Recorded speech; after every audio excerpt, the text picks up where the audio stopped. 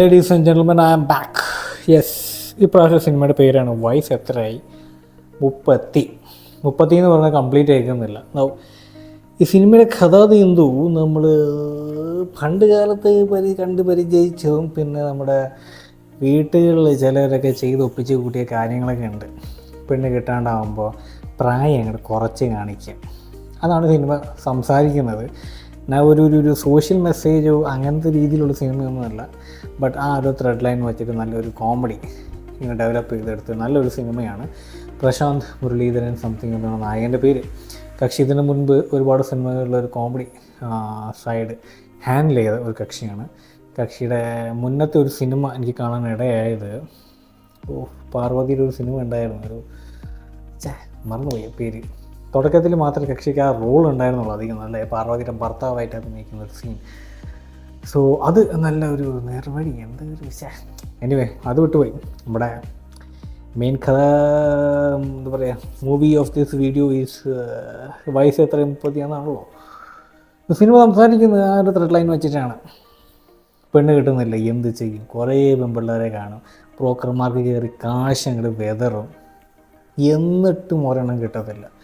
So കിട്ടാതിരിക്കാനുള്ള കാരണവും പിന്നെ കക്ഷി അതിൻ്റെ പിന്നാലെ ഓടിപ്പടഞ്ഞ് ചെയ്ത് കൂട്ടുന്ന ഒരു അബദ്ധങ്ങളും ഈ സിനിമയിൽ നല്ല ഹാസ്യമായിട്ടെടുത്ത് കാണിച്ചിട്ടുണ്ട്. അതൊക്കെ കണ്ടിരിക്കാൻ രസം തന്നെയാണ്.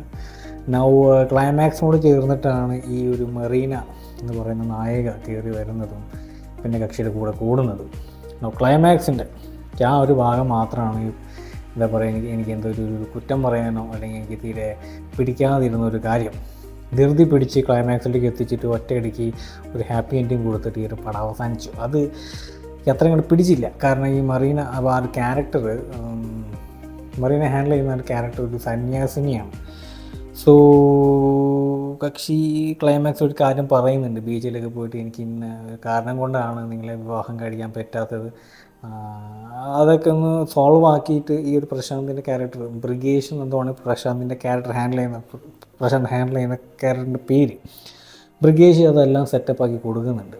അത് കാണിക്കുന്നില്ല.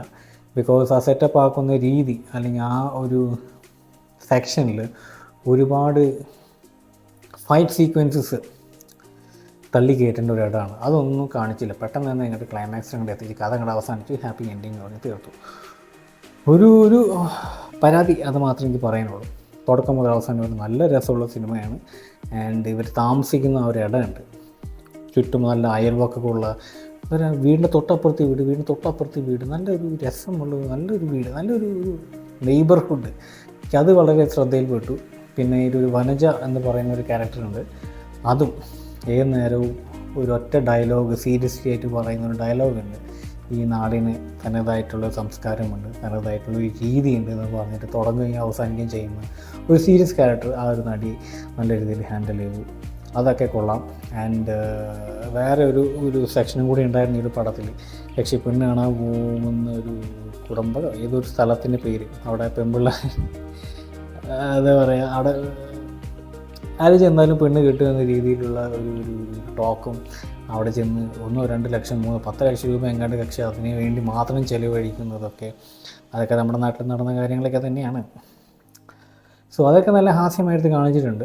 And this director is also proven with skills. മുമ്പ് വിജയരാഘവനും ഉർവശിയും വെച്ചിട്ട് പണ്ട് കാലത്ത് 95-ലോ 96-ലോ 98-ലോ ഇതുപോലത്തെ നല്ലൊരു സിനിമ കക്ഷി ഡയറക്റ്റ് ചെയ്തിട്ടുണ്ടായിരുന്നു.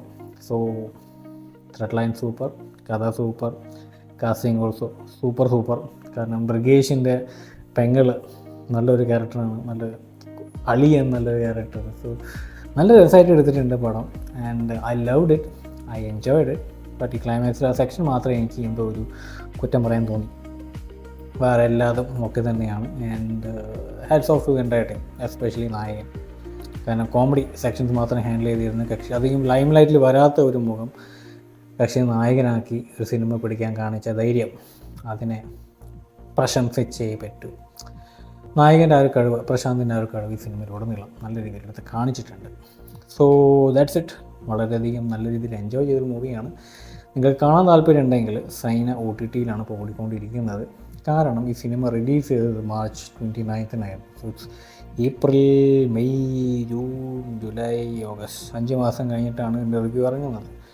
സോ തിയേറ്ററിൽ പോയി കാണേണ്ട, തമ്മിലുള്ളപ്പോൾ സൈനൗട്ടിട്ടി പോയി കാണാം താല്പര്യമുള്ളവർ എന്ന് പറഞ്ഞുകൊണ്ട് ഞാൻ ഈ മൂവി റിവ്യൂ ഇന്നത്തെ അവസാനിക്കുകയാണ്. അടുത്ത മൂവി റിവ്യൂമായിട്ട് അടുത്ത വീഡിയോയിൽ കാണാം. As usual, see you guys until then. Stay tuned.